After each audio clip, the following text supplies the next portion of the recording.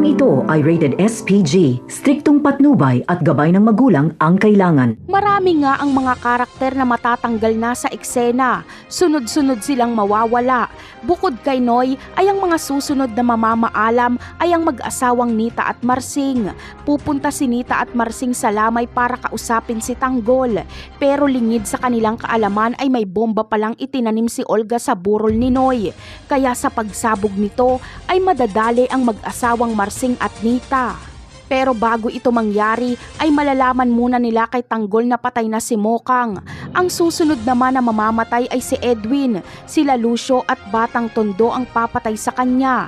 Gaganti kasi si Edwin kay Santino. Pupunta siya sa lamay para bugbugin si Santino. Magiging dahilan ito ng hindi na pagsali ni Santino sa grupo nila Lucio. Ngunit mas kailangan nila Lucio si Santino kesa kay Edwin. Kaya naman, para bumalik lang si Santino sa kanilang grupo ay ililigpit nila si Edwin.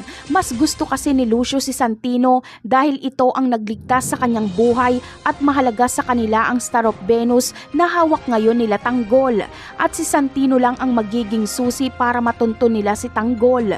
Kaya hindi nila kailangan si Edwin dahil wala naman itong naitutulong, kaya itutumba na lang nila ito. Mawawala na sa eksena ang pamilya Di Makulangan. Ang susunod naman na mamamaalam ay si Olga.